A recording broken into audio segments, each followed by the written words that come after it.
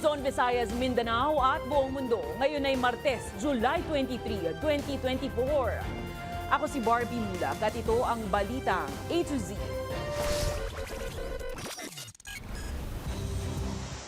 Walo na italang patay dahil sa bagyong Karina at Habagat. Ilang lugar nakaranas ng pagbaha at iba pang pinsala.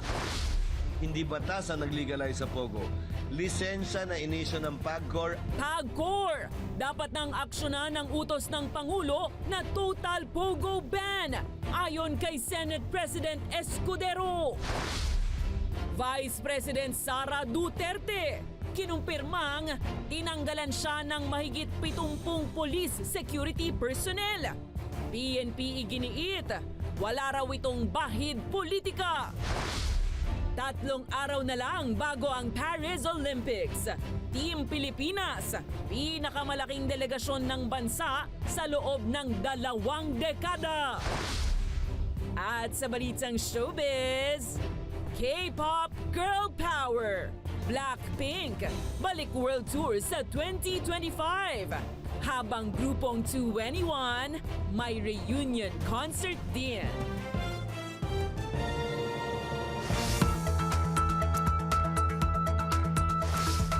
Magandang gabi, pambungad sa ating newscast. 8 na ang naiulat na namatay bunsod ng pinagsamang epekto ng bagyong Butchoy, bagyong Karina at ng Habagat. Base sa National Disaster Risk Reduction and Management Council o NDRRMC, naitala ang mga ito sa Region 9, 10, 11 at BARM. Isa namang individual ang naiulat na nawawala habang 2 ang sugatan. Tinatayang mahigit 866,000 na katao ang apektado habang 7,000 pamilya naman ang nananatili sa mga evacuation center. Patuloy nga ang mabagal na pagkilos ng Typhoon Karina papalapit sa boundary ng Philippine Area of Responsibility. Pero paalala ng Weather Bureau Pag-asa, asahan pa rin ang masungit na panahon sa malaking bahagi ng bansa.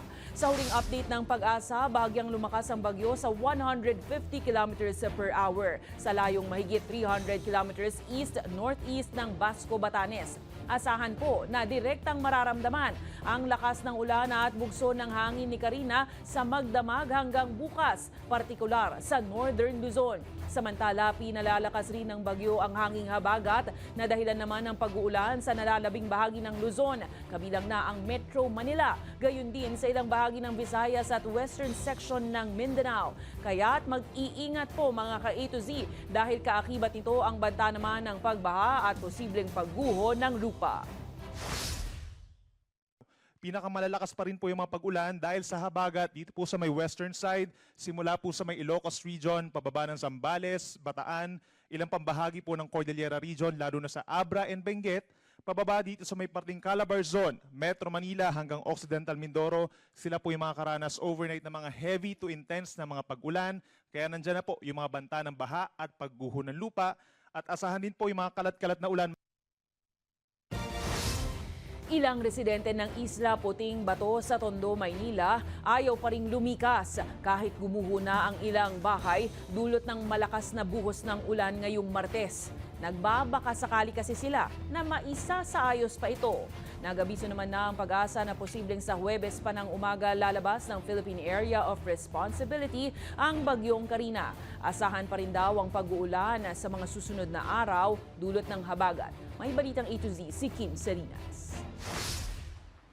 Dahil sa matinding masungit na panahon at malakas na pag-ulan at malakas na pag-alon dito sa Islang Puting Bato, lububog ang ilang tahanan dito sa kanilang lugar at ang ilang residente dito pilit na isinasalba pa rin ang kanilang tahanan na patuloy na mabuo at meron pang mapakinabangan.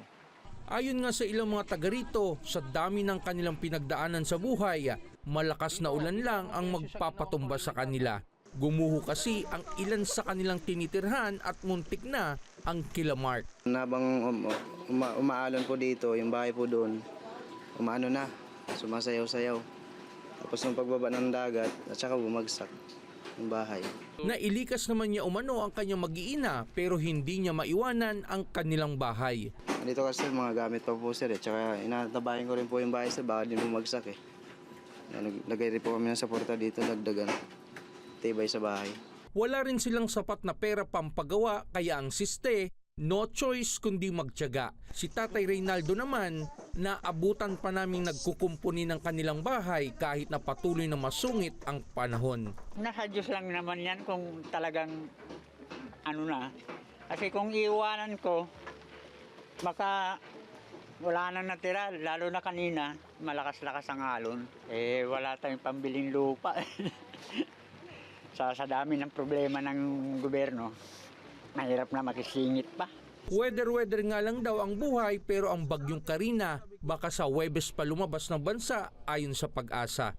Kaya naman tuloy-tuloy pa rin ang pag-uulan dulot din ng southwest monsoon o habagat. Heavy to intense rains dito sa Metro Manila. Ganon din sa Ilocos Region, Abra, Benguet, Zambales, Bataan, Pampanga, Bulacan, Rizal, Cavite, Batangas at Occidental Mindoro. Yung pag-ulan naman na dulot ng habagat, usually concentrated po sa mga lugar sa western section ng Luzon at ng Visayas. Patuloy namang pinag-iingat ang lahat dahil ang tsansa ng pag-uulan mataas pa rin sa mga susunod na araw. Para sa Balitang A to Z, Kim Salinas. Malalakas sa pag-uulan rin ang naranasan ng maraming bayan at probinsya ngayon sa Luzon dulot ng bagyong Karina at habagat. Nalubog sa baha ang ilang lugar sa Bulacan, kaya naman sinuspindi na rin ng lokal na pamahalaan ang klase doon. Malalakas na ulan din ang naranasan ngayon sa Cagayan na nagdulot naman ng pagtaas ng level ng tubig sa Cagayan River. Nagpaalala ang lokalidad ng Cagayan na maging alerto dahil posibleng magkaroon ng flash flood at landslides. Habang sa Baguio naman, nagkaroon po ng landslide at soil erosion sa Pinsaw Pilot, Aurora Hill. Agad namang rumisponde ang Disaster Operations Center sa insidente.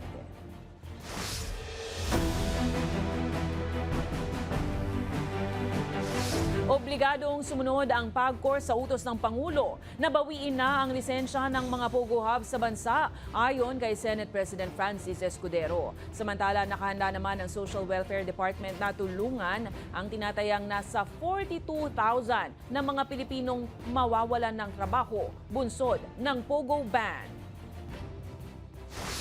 Sapat na ang utos ni Pangulong Ferdinand Marcos Jr. para patalsikin ang Philippine Offshore Gaming Operators o POGO sa bansa, ayon kay Senate President Francis Escudero. Giit ng Senate leader, dapat na itong aksyonan ng Philippine Amusements and Gaming Corporation o PAGCOR at hindi na kailangan pang magpasa ng batas. Lisensya na inisyo ng PAGCOR ang nag-legalize dyan. Kaya ang pagban dyan, pagbawi lamang ng lisensyang binigay ng PAGCOR ang kinakailangan gawin. Co-terminus and serves at the pleasure of the President ang PAGCOR chairman. So obligado siyang sumunod. Taliwas ito sa hakbang ni House Speaker Martin Romualdez. Inatasan niya ang Kamara na bumuo ng panukalang batas na tuluyang magpapahinto sa operasyon ng POGO sa bansa. Ngunit magpapatuloy pa rin anya ang House investigation. Paliwanag naman ni Escudero, tanging mga POGO na may lisensya lang ang binibigyan ng hanggang katapusan ng taon para mag-alsabalutan. Pero ibang usapan na sa mga POGOng hindi lisensyado. Yung illegal na POGO na mahigit 100, noong 1 taon pa bawal yun. Walang transition period yun.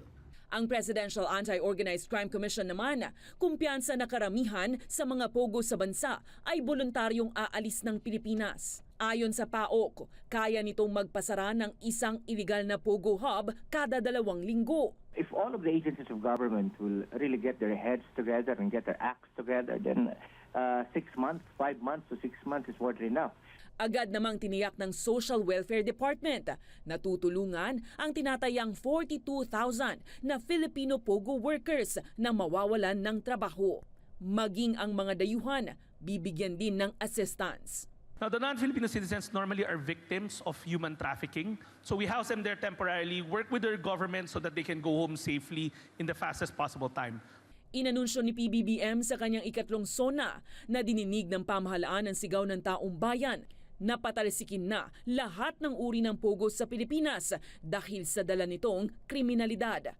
Isang utos na tiniyak ng pamunuan ng PAGCOR ay agad nilang susundin.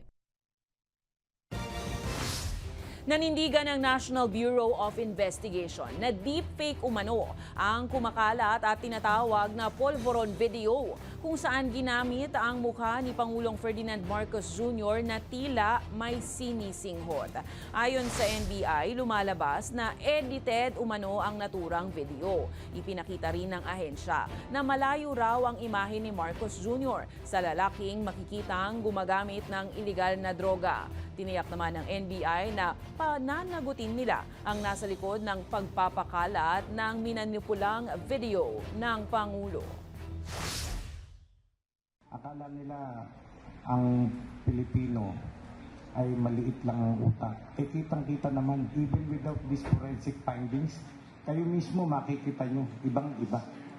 No? Talagang desperate move lang nila na sirain ang reputasyon ng ating Pangulo. Isusulong ni Secretary Sonny Angara ang mga pagbabago sa sektor ng edukasyon para sa ikabubuti ng mga mag-aaral at guro. Kasunod yan ng SONA ni Pangulong Ferdinand Marcos Jr. Kabilang dito ang mga bagong paraan ng pagtuturo at pagsasaayos sa mga benepisyo at mabagal na promotion ng mga teacher. May balitang A to Z si H. Cruz. Very impressive. Very forward-looking din.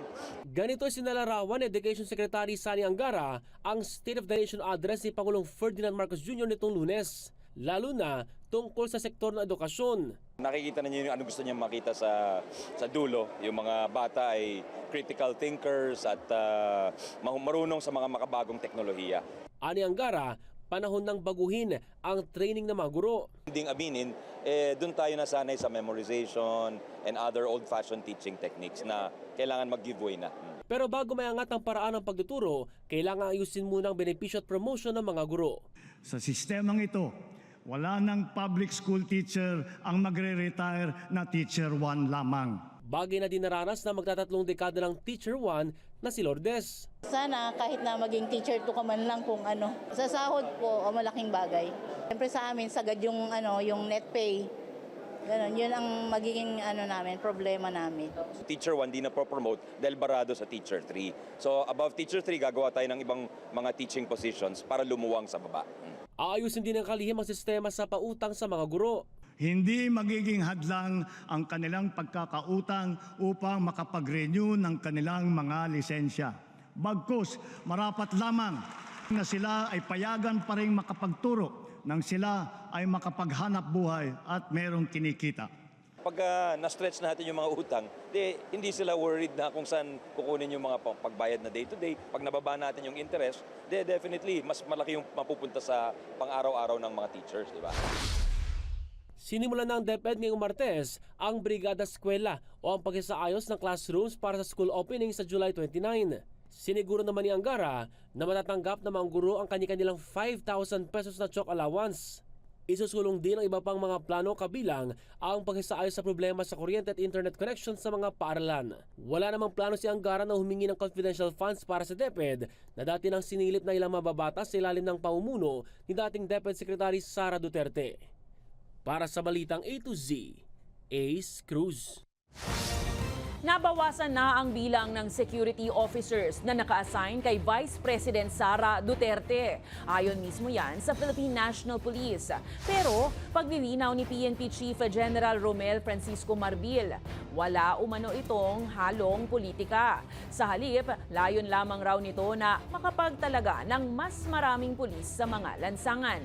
Hindi na idinetalye ng PNP kung ilang pulis ba ang inalis bilang security detail ni Duterte. Samantala, kinumpirma na rin sa pahayag ni VP Sara ang pagbawas ng PNP na aabot raw sa 75 pulis at security personnel na naka-assign sa kanya. Gayunpaman, hindi raw ito makakaapekto sa trabaho ng kanyang opisina. Sabi lang natin, we need more policemen on the ground. Ang gusto po natin is shifting 8 hours. Even retired generals, you have to remove yung mga security nila.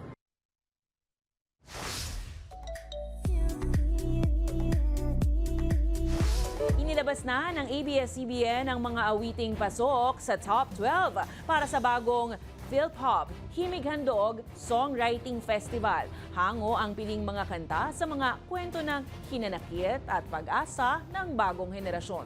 Isang mentorship program ang nasabing songwriting competition kung saan layo nitong maghatid ng export-ready Pinoy music sa global market. Ilan sa mga kantang isinulat na pasok sa top 12 ay bibigyang buhay sa pag-awit ng mga kilalang OPM artist tulad ni Ice Sigera, Moira, Kimo at Maki. Sa aming pagbabalik, Napolcom naglabas na ng working draft para sa buong kapulisan para protektahan ang mga mamamahayag sa bansa. At pinakamalaking delegasyon ng Pilipinas sa Olympics matapos ang mahigit 2 dekada. Handang-handa ng sumabak para sa Summer Games. Abangan ang kompletong ulat sa pagbabalik ng Balitang A to Z.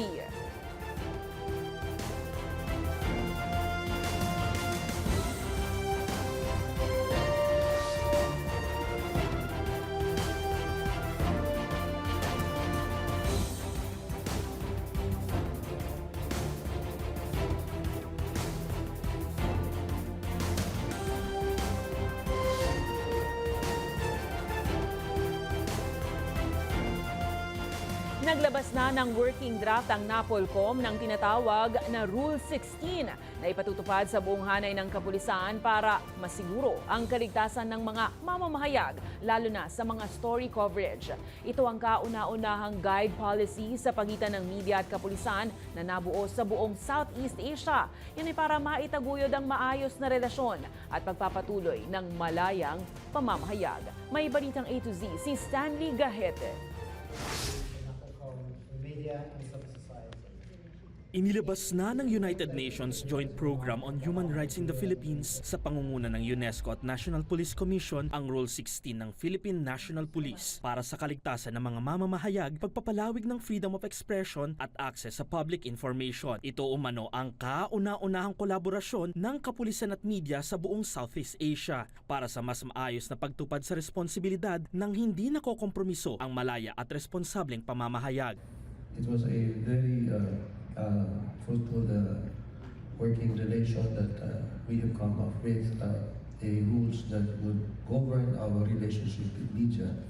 The main objective of the rule is to serve as a guiding policy of the Philippine National Police to promote effective media relations, to promote safety of journalists and facilitate media coverage, especially during high-pressure contexts. Aminado kasi na may mga pagkakataong nauuwi sa banta at karahasan dulot ng hindi pagkakaunawaan ng media at kapulisan, partikular na sa pangangalap ng istorya at impormasyon. Taong 2022 nang simulan ng pagbuo ng pulisiyang ito at isinagawa ang mabusising consultation process sa iba't ibang stakeholder kasama na ang mga karagdagang training sa mga pulis at mamamahayag. Isang positibong hakbang nga ang guide na ito para magkaroon ng mas magandang relasyon ang kapulisan, ang media at iba't ibang stakeholders para sa seguridad, malayang pamamahayag at access sa information. Gayunpaman, may mga nakikita pa rin butas ang mga taga-media patungkol dito.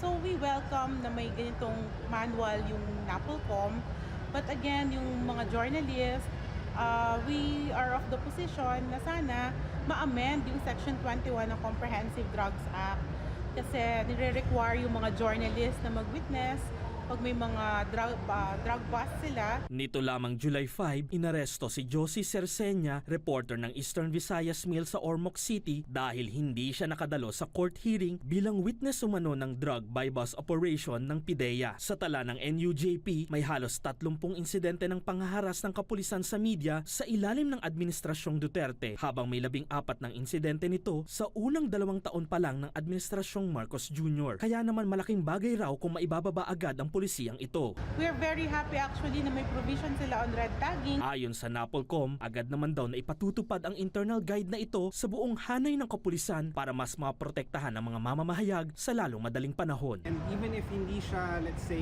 mag-translate on the ground, at least meron na yung pangahawakan na hey, you said this or you committed to do this. And then meron tayong mapapalitan.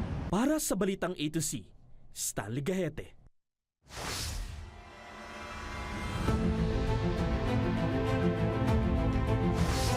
Mas payapang West of Philippine Sea ang inaasahan ngayon ng Philippine Coast Guard matapos ang kasunduan ng Pilipinas sa China patungkol sa resupply mission ng kasundaluhan ng Pilipinas sa Ayungin Shoal. Una rito, inanunsyo ng Department of Foreign Affairs na nagkaroon na nga ng paunang pag-uusap ang dalawang bansa patungkol sa provisional arrangement sa mga rotational missions sa BRP Sierra Madre. Gayunpaman, hindi naman na naglabas ng karagdagang detalye ang ahensya, pero tiniyak ng DFA na kasama sa naging dialogo ang pagpapahupa ng tensyon nang hindi nakokompromiso ang karapatan at jurisdiksyon ng bansa sa West Philippine Sea. Mananatili raw ang mga barko naman ng China sa karagatan. Matatandaang makailang beses ang ginawang pangaharas ng China sa Pilipinas habang dinadala ang supply sa mga tropang sundalo sa Ayungin. We expect, we are all hopeful. We consider this as a positive development na magkaroon ng mapayapa, maayos, hindi tensyonadong West Philippine Sea as a result of the talk between the Philippine DFA and the Chinese Ministry of Foreign Affairs.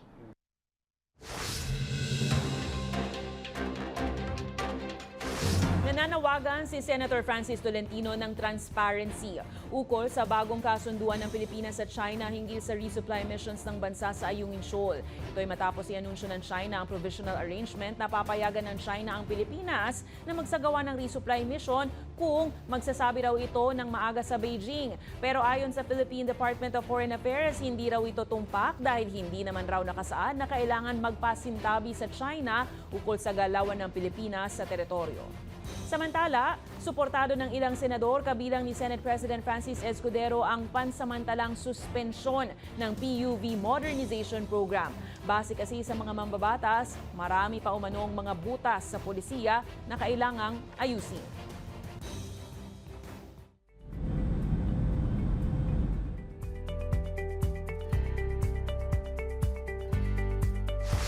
Binanatan ng kampo ni Donald Trump si US Vice President Kamala Harris matapos itong i-endorso ni US President Joe Biden bilang kapalit sa pagtakbo sa nalalapit na presidential elections sa Estados Unidos. Ayon sa kampo, mas malala pa raw si Harris kaysa kay Biden at hindi makabubuti sa Amerika dahil umano'y enabler ito ng kasalukuyang Pangulo kahit alam naman daw na mahina na umano ito. Samantala, inendorso na rin ni dating US House Speaker Nancy Pelosi si Harris bilang presidente ng Democratic Party. Handa na ba kayong iwagayway ang watawat ng Pilipinas? Ilang araw na nga lang at magsisimula na ang pinaka-aabangang 2024 Summer Olympics sa Paris, France mula July 26 hanggang August 11. Makasaysayan para sa Pilipinas ang Olympics na ito dahil ito ang pinakamalaking delegasyon ng bansa sa mahigit 2 dekada. May balitang A to Z si Naomi Almohano. Kasabay ng pagdiriwang ng Pilipinas ng ika-100 nitong partisipasyon sa Olympics, pasabog ang bansa ngayong 2024 dahil 22 manlalarong Pinoy ang susubok na makasungkit ng medalya sa Paris. Mas mataas ito kumpara noong 2020 Sydney Olympics na may 20 manlalaro. Kung noon namang 2020 Tokyo Summer Olympics nakapag-uwi ang bansa ng 4 na medalya, ang pinakamaraming medalya na napanalunan mula pa noong 1932, determinado naman ang delegasyon ng Pilipinas na mahigitan pa ito ngayong taon. Ang boxing team ang pinakamalaking kupunan ng bansa sa Paris Olympics na may 5 manlalaro. Andyan ang Tokyo Games bronze medalist na si Yumir Marshall, nakauna-unahang boksingerong nakasungkit ng kanyang tiket sa Paris Olympics matapos talunin ng Syria sa semifinals ng 19th Asian Games. Hindi naman hihinto hanggat walang ginto si Tokyo Olympics silver medalist Nesty Petesio para sa kanyang laban sa women's 57 kg division. Si Petesio ang kauna-unahang Pinay boxer na nanalo ng Olympic boxing medal. Naghahanda na ring mag-hello gold ang Tokyo Games silver medalist na si Carlo Paalam sa men's 57 kg category matapos ang journey nito sa qualifying rounds ng Paris Olympics. Susubukan din ni Vovinam champion Hergy Baquiada na masungkit ang unang gold medal ng bansa sa women's 75 kg division. At nakapasok na rin sa Olympics ang Pinay boxer at 2019 Manila SEA Games bronze medalist Ira Villegas matapos nitong matalo sa 5-0 ang boksingera ng Bulgaria. First-timer man o repeater sa Olympics, iisa lang ang hangarin ng boxing team ng Pilipinas, makamit ang medalya at awitin ang national anthem ng bansa habang nakatungtong sa podium. Para sa Balitang A to Z, Naomi Almojano. Susunod, Blackpink may comeback concert world tour soon. Iconic K-pop girl na 2NE1 may reunion concert din. At B-Star vs Manila may pasabog na kakaibang virtual exhibit. Napuntahan nyo na ba? Kung saan yan? Alamin sa pagbabalik ng Balitang A to Z.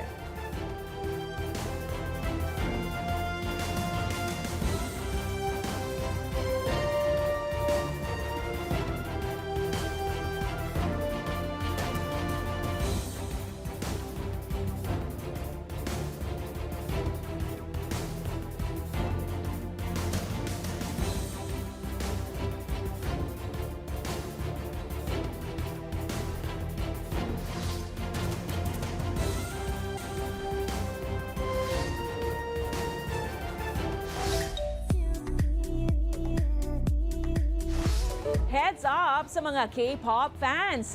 Napasyalan nyo na ba ang B-Star vs Manila na may pasabog na kakaibang virtual exhibit? Kung hindi pa, well, i-consider nyo po yan. At K-pop girl group na Blackpink may comeback concert world tour sa susunod na taon. Habang 2NE1 hindi pa pahuli, may reunion concert din. Ang detalye sa Balitang A to Z Showbiz ni Lane Garcia. Armies, assemble! Nakapag B-Starverse na ba kayo? Kung hindi pa, let's go sa B-Starverse Manila exhibit sa Gateway 2 Mall sa Cubao, Quezon City. Isa itong immersive experience, tampok ang K-pop group na BTS, Singing the Stars and Music Awards exhibition. Highlight sa exhibit na ito, virtual reality experience for the armies. Dahil para mo na ring nakasama ang BTS sa kanilang pagpe-perform on stage. Matapos sa VR room, feel free na ang guest na mag-walkthrough sa tinatawag nilang 7 planets. Oops! Bawal ang kamera sa loob ha! Pero tampok rin ang iba't ibang larawan ni na member Jin, Suga, Jungkook, V, Jimin, J-Hope at RM. Bukas ang Beavers sa publiko hanggang August 17. Samantala, Blinks, make some noise dahil may ultimate comeback ang K-pop girl group na Blackpink sa 2025. Kumpirmado yan mismo ng YG Entertainment producer na si Yan Yun-suk sa kanyang announcement post nito lamang Linggo, July 21. Magkakaroon ng special fansign event ang grupo sa August 8 bilang bahagi ng kanilang 8th anniversary. Kilala ang grupo sa kanilang hit songs na Kill This Love, Let's kill this love. Yeah, yeah, yeah, yeah. How You Like That? How you like that? You gon' like that? Ice Cream. Oh yeah. Look so good, yeah, look so sweet. Looking good and not to eat. Coldest with the kiss, so he call me ice cream. At marami pang iba. Kaugnay ng balitang yan, magkakaroon din ng reunion concert ang K-pop group na 2NE1 bilang bahagi rin ng kanilang 15th anniversary. I think this concert will be quite special. It resonates those who grew up with 21 music, sharing those memories. They have an incredible number of hit songs. Para sa Balitang A to Z Showbiz, Lane Garcia.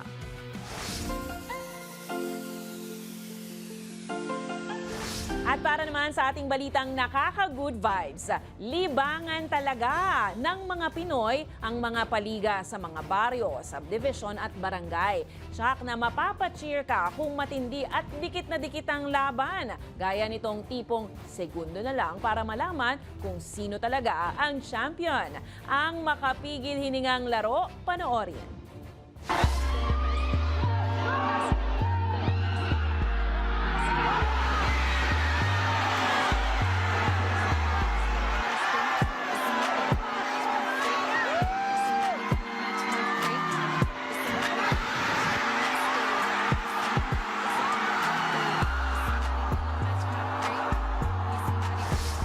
Ika nga sa basketball, never say die. Kung kayo ay may kwentong kakaiba, mga kwento ng pag-ibig o storya ng inspirasyon at pag-asa, maaari nyo itong ibahagi. Sumali sa ating Facebook group na Balitang A to Z, panoorin ang replay ng ating programa at sundan ang ating social media pages, hanapin ang Balitang A to Z. Ang ating pabaong quote of the night ay mula sa propesor na si Byron Egeland. Ayon sa kanya, ang katatagan ay mailalarawan sa kapasidad na maging positibo sa kabila ng mga mapanghamong pangyayari. At yan, ang mga balita at impormasyon, mga kwentong may dalang inspirasyon na tinutukan ng Balitang A to Z. Ako si Barbie Mulak, maging maalam, makialam. Magandang gabi sa iyo, Pilipinas!